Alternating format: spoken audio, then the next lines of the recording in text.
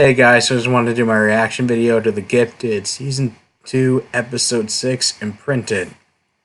So last week we saw Jace Turner in his obsession for trying to hunt down Mutant Underground. Finally decided to join up with the Purifiers and they led a mission in which they try to invade the clinic in which Mutant Underground, all the escaped patients, during the Inner Circle's break-in, prison break, they allowed some of them to take refuge, and they had to evacuate because purifiers are trying to track them down, and found their clinic, which is one of their bases of operations. And you also have you found that the mutant that they recruited and got out of the mental hospital was a woman named Rebecca, who has the ability to turn people and objects inside out. And Andy was getting pissed how the Frost sisters kept referring to her as a weapon, and he decided that they can't treat her as a weapon. They had to form a personal connection with her to get her out of her shell, which Andy did to the point where they end up finding some kind of kinship with one another and even have a blossoming romance. And it's essentially what brought her, Rebecca, who nicknamed Twist, out of her shell and become fully on board with the Inner Circle and what they're trying to do.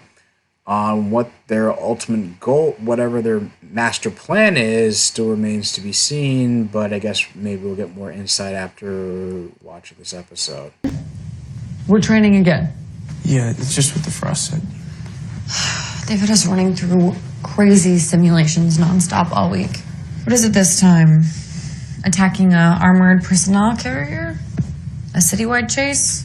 I heard something about a SWAT team, actually. Unreal. This just keeps getting better and better. I think Reba just wants to prepare us for the next mission. And where's she been lately? She even in the building? You know how she is. Not doing important stuff. Never talks about it. Yeah, well, she better start. Mystery job by playing SWAT team whack-a-mole with a bunch of holograms? No need to be upset. These are just worst-case scenarios. Last time we went out in the field, we nearly got ambushed by the Mutant Underground, and now we're, preparing to take fire from all sides? What the hell kind of mission is this? An important one. Well, here's something that's important to me. My baby, Who I've barely seen in 2 days because of all this training. who may notice if Mommy comes home riddled with bullets. I need to know the actual plan. You'll know when you need to know. Trust me. We're all on the same side here, Lorna. Are we? I'll make this real simple for you. Either tell me what this little operation is, or I'm out.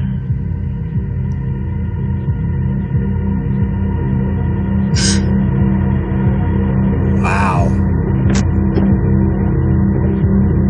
Prints are almost as useful as to-do lists. Look, I need to go there in person to see it for myself. I need to know what I'm risking my life for. Okay, I owe it to her. Even elevated. I get it, Reed. You want a shortcut, don't you?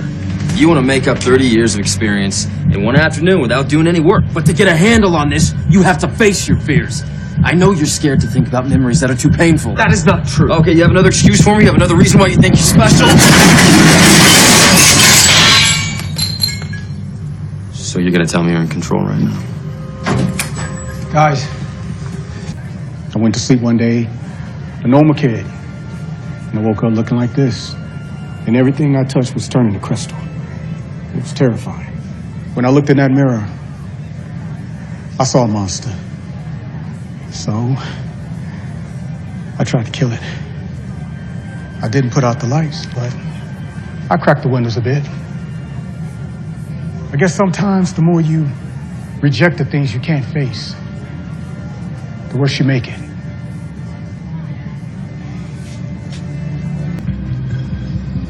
It's personal, for me and my sisters.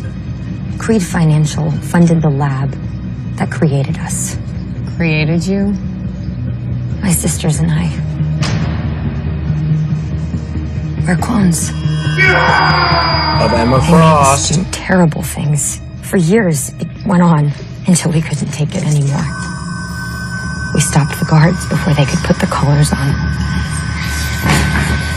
And we did what we had to do. Fire, fire, fire, fire.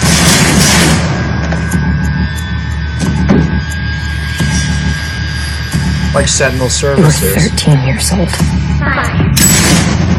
We got out. We didn't escape what they did to us. The things they made us do.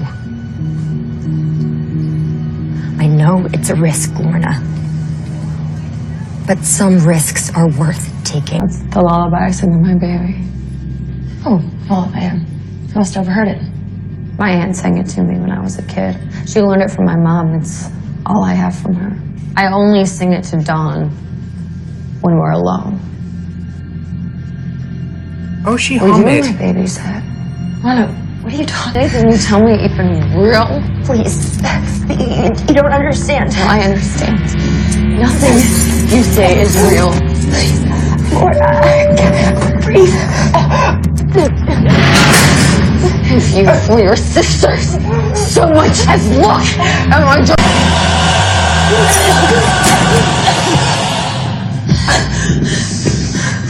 Sorry. I couldn't let you do something you'd regret. Just keep your monsters away from me and my daughter. Unless we can do it long enough to fix your mistake. Controlling people's minds can't be the solution to everything. Esme, that's what we do. That's what we are. No, that's what he wanted us to be.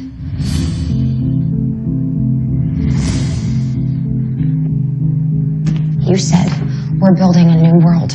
But if we're going to build something lasting, something real, then people need to believe. Especially Lorna.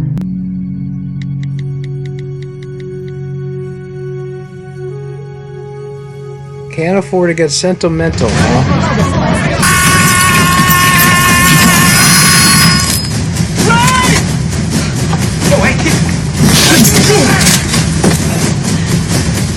Come on, Reed.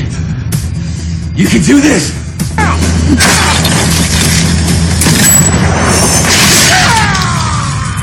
But you and Mom have never once talked about what it might mean for me to have Andy come home. He's your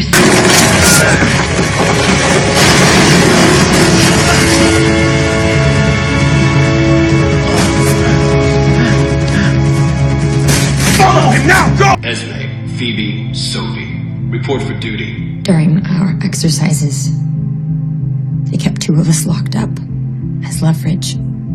Celeste and Mindy had to stay back that day.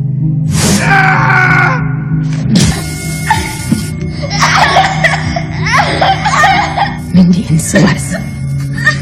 We couldn't get them out. I was a part of my sisters when they died.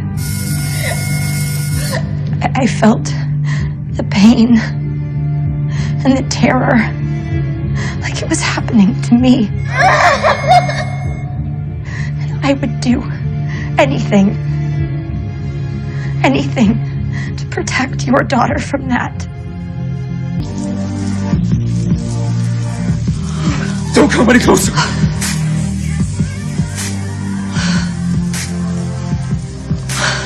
Oh, stop. I can't make it stop. I think it was probably one of my favorite episodes of the season, especially since it gave some backstories of the Frost sisters that, just like in the comic books, as they're known as the Stepford Cuckoos, they did start off as quintuplets who were clones of Emma Frost, even though they didn't mention her by name. I mean, they're being this faithful to the comics that it's presumably who they're referring to, but I guess because she was in the movies, albeit poorly utilized in First Class, they can't really refer to her by name. Just like, I guess they can't refer to Magneto because he was in the movies, because the characters are, I guess it's weird that, I mean, I can get that, this movie is like in a separate continuity from the Fox, the movie series that, I don't know. It's just like I kind of don't entirely get the whole those characters who have been in the movies being embargoed. It seems like, and they can't even be mentioned by name, which is besides just mentioning X-Men and Brotherhood. They can't mention individuals like Wolverine or Magneto, Professor X, any of them. I mean, granted, it's odd that they don't have the ability to Frost's ability to turn themselves into diamond, morph into a diamond form, but maybe they haven't developed that ability yet. Maybe they just don't have it just because of VFX budget constraints. But I like that this gave a lot of depth. I don't know what to say. A lot of depth to Esme, especially since Skylar Samuels said multiple times in interviews that the Frost trio is supposed to be kind of like a Freudian trio, with Esme being the ego and the other two being the id and superego, albeit it doesn't seem like they spend enough time with Sophie and Phoebe individually and give them enough nuances that to distinguish the kind of some kind of distinguishable personality traits that you can tell like who's which one's which. I mean, you can always tell who who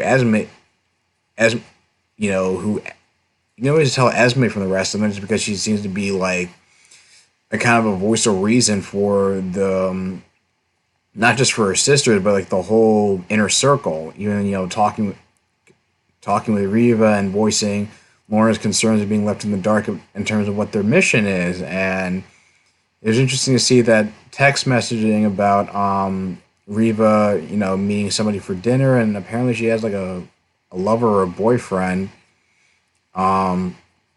Ironically, so I guess we're gonna see more of that down the road and just see, kind of get beneath this. We kind of feel like we're just kind of scratching the surface with her. Maybe they'll kind of give her some more background, and maybe she has some kind of a boyfriend or attachment. Give her a little bit more depth to the character, instead of just being this ruthless leader. And Esme being like compassionate towards Lorna, even though she was a little bit manipulative before, but using her telepathy to calm Dawn and get her to sleep, and kind of getting Lorna back in her good graces after that. And I don't know. I mean, I just wish they give it a little bit more nuances to Sophie and Phoebe, so I can I guess they're supposed to act as kind of like a hive mind, just because being triplets, but it's kind of the nature of the characters. But again, it just makes them. It makes Esme seem like the only one of the triplets is just not a one-note character. I know. And I don't care if that was supposed to be a comic book thing, but it's like Esme's the only one that has any real depth or nuance, and Sophie and Phoebe are just one note. I can't tell either of those two apart. There's no. I guess I've been reading up on something about how I guess as I said, Sophie's like the sweet talker and Phoebe's the mean girl. So I guess Phoebe's supposed to be the id, and Sophie's supposed to be, I guess, like the super ego, I guess. I guess, because she wants to avoid conflict, and so Phoebe's the mean girl, wants to avoid drama. So I guess that's how they fill in the id and super ego role, respectively. I don't know if I 100% agree with that, because again, I keep watching this show and it just feels like it's hard to tell those last two apart. Other than the ones that kind of just give Esme shit for being too soft and not being ruthless enough or whatever. It's just a little bit frustrating to me. And it's interesting. You started to think that maybe Ryu was starting to get a handle on his powers, and you figure out at the end that he's not. It's kind of magic is kind of getting worse, and now it's like he can't even turn off, stop disintegrating stuff that he keeps touching. He can't turn it off. I like the little subplot of Lauren and Caitlin going to talk to that former psychiatrist from the hospital, and learning a little bit more about Rebecca Twist and how she actually killed her own parents. Um, whether it was by accident or just because she's just a genuinely unstable, like rebellious person, then maybe the parents were like afraid of their daughter and like tried to like hurt her or just alienated her in some way. Like I feel like there's got to be more to the story than what we're getting from that shrink. And I was disappointed. I was disappointed to see Shatter go because he was I mean, I guess because they were giving him a little bit more to do and more of a spotlight, but then he got killed unceremoniously by Jace Turner, who he's like the one person. Like I'm just kind of feel like he's just kind of stooped to a new low in his obsession with getting to the mutant underground. Because like he's trying to be like it's almost I don't know. I feel like it's somebody who's trying to like legitimize is the equivalent. What he's doing is like trying to with the purifiers. It feels like somebody who's trying to legitimize like the Ku Klux Klan as some kind of like freedom fighters or something or activists. Like it's bullshit to me, and it's just like they're not redeemable people. And he's getting in league with these people who it's like he doesn't even want to get behind, but it's just like at the same time it's just like he's just doesn't care. It feels like he just has he's like letting go any like moral stand. He's like letting go. It's almost like he's surrendering some of his like moral standards just to like stoop to like he's so obsessed with getting mutants that he like doesn't care about doing things by the book anymore. Considering that's why he left Sentinel Services, and but now he's willing to ally himself with a hate group that's I guess willing to like snuff them out and go as far as like bombing churches now that he's completely behind. And it's like he keeps saying like we're not terrorists, we're the good guys, but it's like you committed, but you were complicit in an actual act of terrorism. That easily could have gotten them killed and still made the Purifier look like the bad guys in this scenario. So I don't know. It just feels like they just want to keep this character around. They're not quite sure what to do with them. My feelings about this whole storyline are just like mixed to me, and it's just like weird that it's like, why did they even have that scene in that? I think it was like 2 or 3 where he was like throwing out all the files on the mutant underground and letting go of his obsession and telling his wife, you just lose your daughter that day, you lost your husband.